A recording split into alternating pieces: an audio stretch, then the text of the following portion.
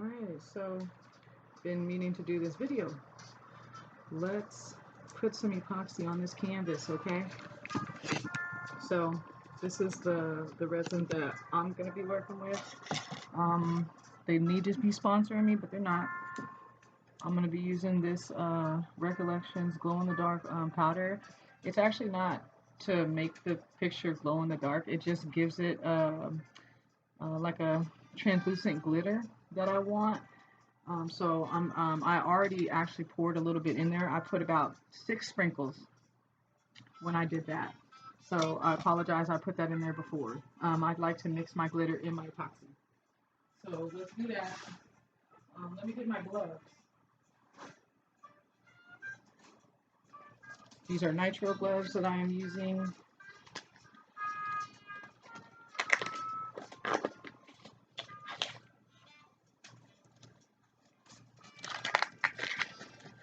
That's the Pandora Jazz instrumentals, if anybody was wondering. Okay, so let me get my scale. I always weigh my epoxy by weight, not by volume. It is a volume. You should be weighing it, measuring it by volume, but you can, you got the right ratios. I know the ratios of mine. So,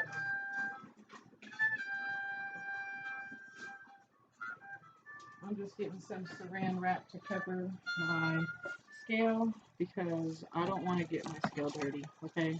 So I'm just wrapping my scale up in saran wrap, and that'll protect the drips that I'm probably going to get on there, okay?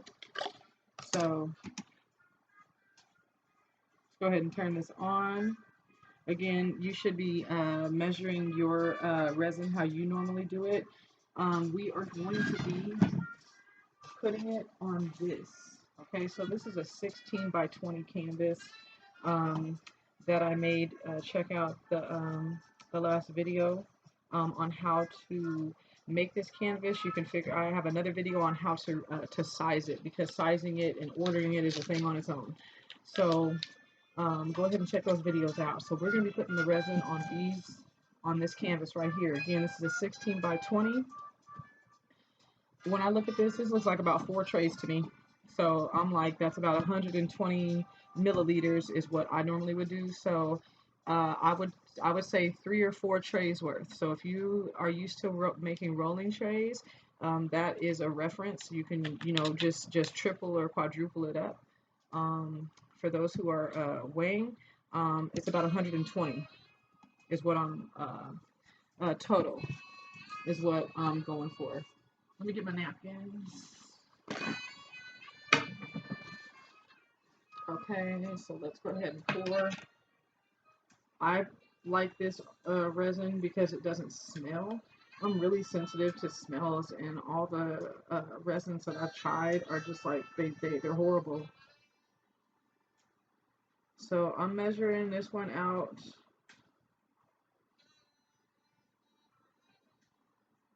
I'm doing half and half.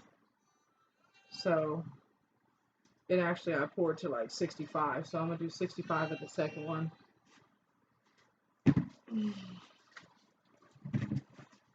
So measure and stir as you normally would.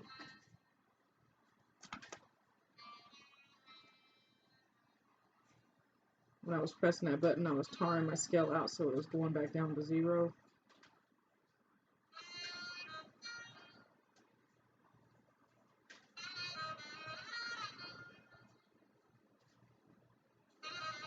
So again, I'm doing equal ratios of this. So I'm almost there. I'm at 55, 60. All right, there we go. So that's equal ratios of the epoxies, part A and part B. Let's put these sacks.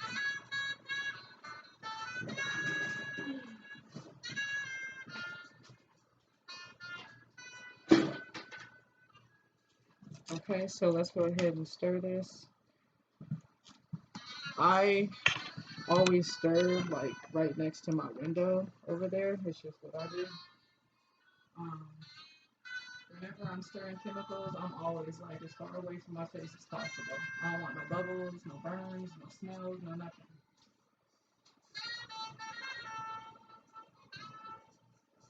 I haven't had any issues with this epoxy resin heating up or melting or smoking or anything like that. Um, I know a lot of people will say just mix and mix and mix until it's clear, but when it's cold, it's not going to ever be like clear when you mix it. It's still going to have a cloudy effect. It's cold. The temperature is changing it. And so you don't want to over stir it. You don't want to go too fast. You just want to stir it slow. So when I'm stirring it, I can show you the speed that I typically stir at. That's the speed I typically stir at. When I'm mixing epoxy, that's the speed I typically stir at. So with a batch this small, it's probably gonna take. I tend to count, and so I'm like, okay, about a hundred strokes is how long it should take, right? About 100 strokes. You can already see that the bubbles are starting to come up to the top. You can see, just like pancake batter or anything, it's the bubbles are going to rise. The air is going to try to escape. So I actually let it sit here for a few seconds. Try to get some of those bubbles to come to the top. While I'm doing that, I'm just going to move my tray. I mean, not my tray, my canvas to where it's flat. I've done so much epoxy work on this table that there's a lot of little pieces, and so I just want to make sure that it's even. Okay, that's pretty even. This is the easy part. Doing trays is like you got to get up the sides, and you got to get up the edges, and those little lines that be on the that pretty little thing. It ain't cool when you're trying to put the resin on it. It's canvases are much easier. For me, they're funner. They're flat, and yeah. Okay, so let's go ahead and get this resin on. Okay, so move this scale out the way. Throw this saran wrap away. Saran wrap's cheap, but it'll protect your scales, okay? Just get some from the dollar store and put it on your scale if you're using a scale. So I'm just gonna pour this on here, okay? And again, I had already poured, like I said, about 6 sprinkles of that glow in the dark glitter. And it's not to actually make it glow in the dark. Again, I just found that it gives it kind of like a galaxy type of sparkle to it, you know. So I'm gonna let all this resin pour out. I'm just gonna put it upside down over there so it just lets itself seep out. I'm looking at this and I don't know if I put enough on. I measured it out to 130 milliliters, but I'm looking at it right now and I'm like, this ain't gonna be enough. I can already tell. We're gonna have to pull that back out and I'm gonna have to add some more. I obviously didn't have my numbers right. That's okay. We learn. And we just keep it pushing. I guess you can't really mess it up, you know? Just add some more. But you see what I mean? It's like, it's not really glittery, but it does have like somewhat of an effect, that little bit of glow in the dark glitter. So I got to go back to the drawing board, y'all, because I don't have enough resin. I can tell by looking at this is not going to be enough resin. I can already tell. It's not going to be enough.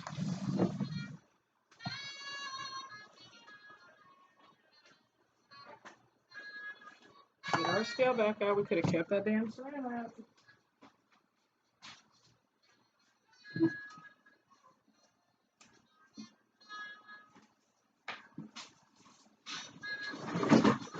Ooh, I just dropped on my saran wrap. Okay, so just protect it. Turn it on. I'm not going to get a new cup. I'm just going to tar it out, right? Tar it out just means to even it out, okay? So I'm just going to make it go to 0, and I'm just going to, I'm looking at that. I don't know. I don't know how much y'all think we need. I already did 120. I think I need at least a half of what I had, so I'm gonna pour like 70 more. So I'm gonna say start off with about 200 milliliters.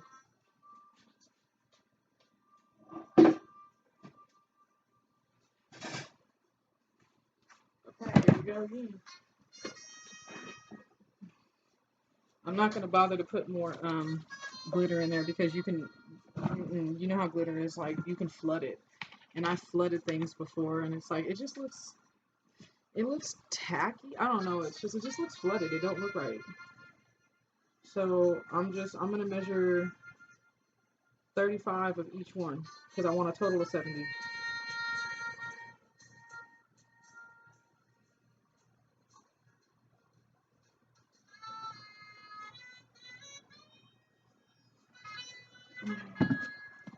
Always want to wipe it down and make sure that your stuff is clean.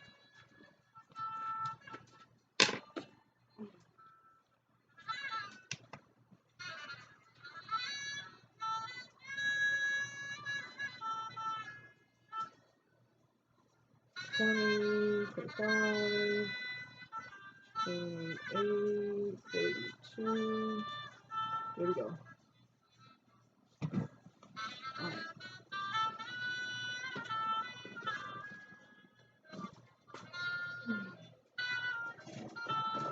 Sometimes that's going to happen, right? It's like you don't pour enough epoxy. I'd rather have moments like this where I don't have enough versus I poured too much and now I have a whole bunch in my cup. I don't like wasting. It's easier for me to make a new batch than it is for me to try to find out something to, use that resin for or something.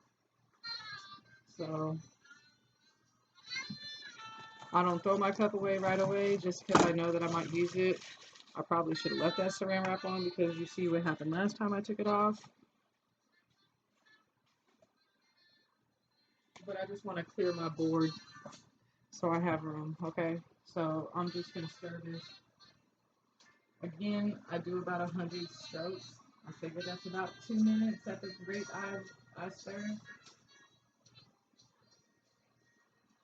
I don't want to stir it too fast because then you can get these little bubbles that pop up in the air. And I don't know, my OCD kick in and I'll be convinced that it's going to get in my eye, my nose, I'm going to breathe it in. I'm like, Epoxy's already really bad for us, so anytime you're dealing with chemical, you just want to make sure to mix it away from your face. And make sure you have some ventilation, okay? So like I have my window, I should probably open it a little bit more. And I have a fan going out, so it's blowing that out. I have a kitchen fan that's going over in the kitchen area. Because even though this is an artist resin and it has no VOCs, which basically means it's they claim it's non-toxic, but if I can't eat this, it's toxic. But it doesn't have like the smells or any of like the toxic, a lot of the toxic fumes that a lot of the resins have. So I know that some of the resins only be like $50, $60 a gallon, but I'm like, I'll pay that $80, $90 a gallon if it means my health. Because your health is your wealth at the end of the day. It don't matter how much money you got. So I'm going to get this on here. If there's bubbles, we're going to pop it out. I just want to get this on here so we can get to moving, okay? Because I hate having to remake it, but again, I don't like wasting. So let's get this on here. I'm going to try to get my videos down a little bit shorter, but when you're doing hands-on stuff and really trying to show folks how to do stuff, it's like, how can you really do it in a really short time, right? So for folks who are bothered by the length of the video, I don't know what to tell you, but I hope that this really is helpful for folks. So I'm just getting all that epoxy out of there. Again, I don't like wasting anything, so I tend to scrape it and then use the edge of the cup to get it off. Okay, so I'm just going to put this to the side. Let's slide this over here so we can see it, and then when it's drying, I'll put it back over there where it's level, okay? But for right now, let's do this. Let's get this mixed up with the glitter epoxy.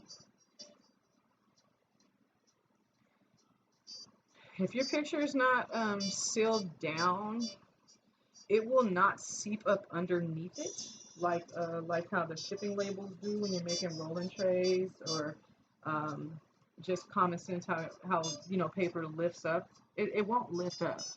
What it'll do is though is that it won't be even. So you might have to do like another layer of epoxy. So if it's not adhered to the canvas real good, it'll create a like a bubble on top of it, and when the epoxy dries, you'll be able to see how the canvas is popping up, and then you'll end up having to put another layer on to try to even that out.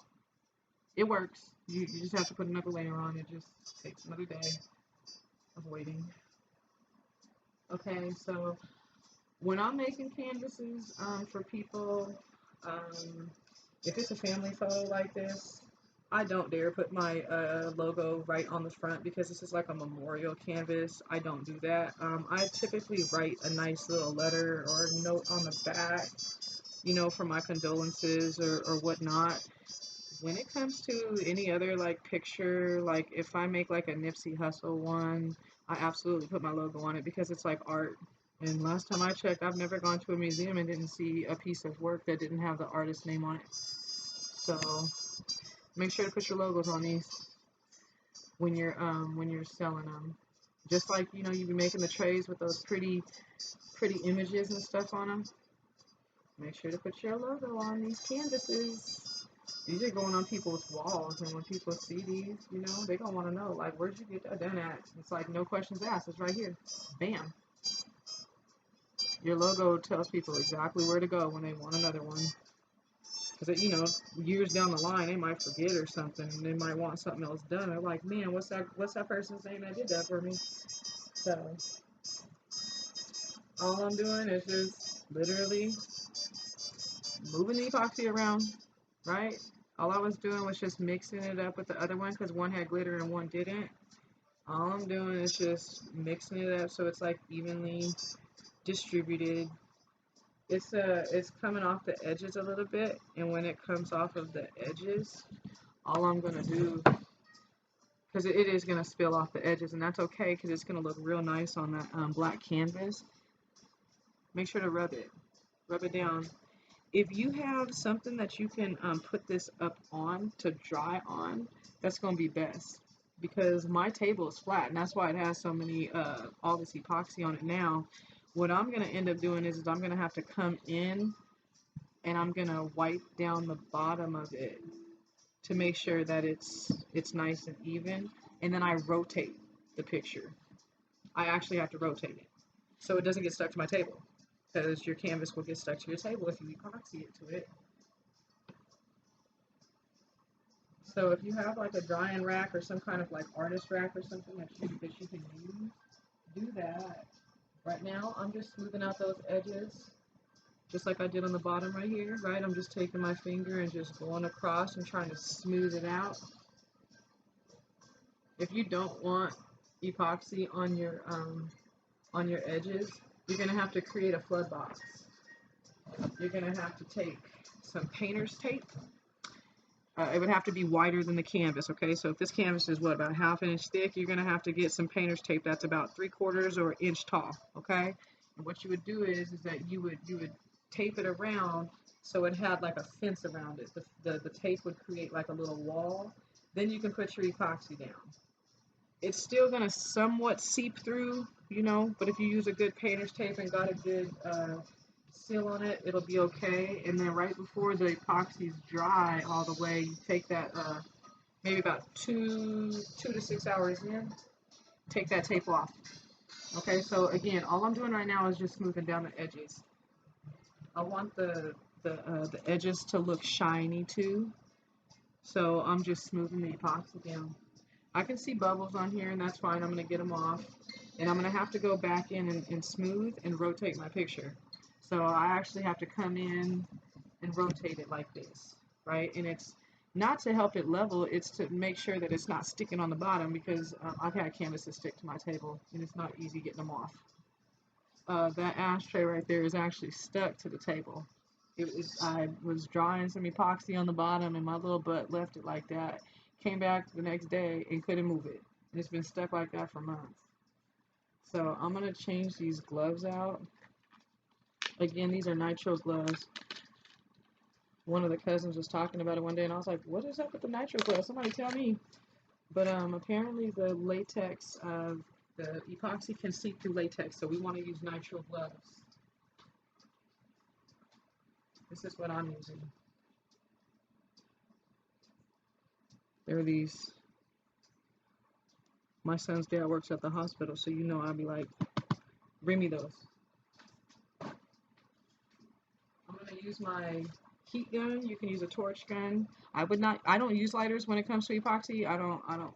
But use your heat gun or your torch gun to get those bubbles out. So I see bubbles everywhere in this thing, and I'm gonna get these bubbles out. Okay? I don't know if you can see them, but let's get these out.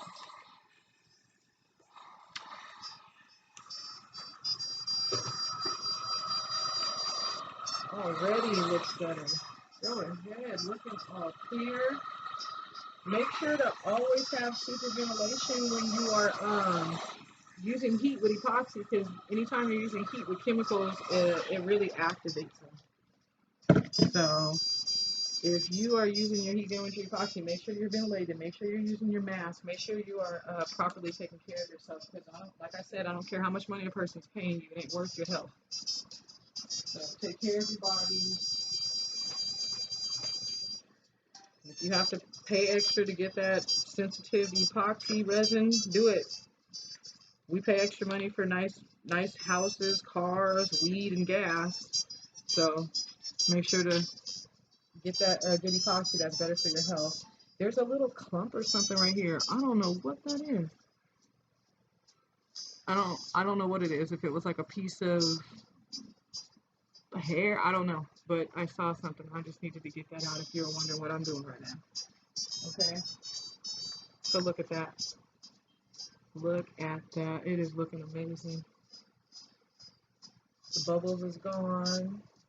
And now all I need to do is smooth around the edges again. Because, you know, once you heat it, it gets a little thinner.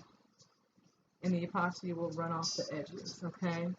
So I'm just going around these edges with my fingers. And I'm just rubbing it in. Okay? In about an hour, I'm going to come in and lift it up, and I'm going to do the same thing underneath to make sure that it's smooth. And then I'm going to rotate it about every hour. I'm going to rotate it about every hour. I can't do this at nighttime, obviously, because I end up waking up in the middle of the night like it's a newborn baby checking on it. Okay? So that's how you do it. Is that simple. Okay? So you see the slight glitter, right? A lot of people are like, they don't want glitter with men. I'm like, it's chrome flakes like in your cars. Just do it. So you can see the slight glitter effect, just that slight glitter effect. I like to have that because to me it's like angel dust, right? It's like angel dust is protecting him in the next world. So I hope she likes it. You know, this is going to take about I got the oven open right now, so it's kind of warm in the house. It's probably about 75.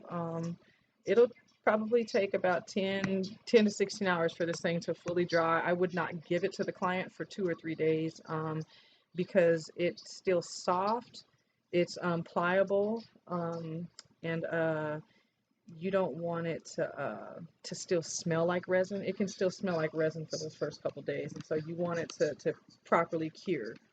And so you are putting this on canvas, and canvas is like fabric, so it kind of sucks in the smell.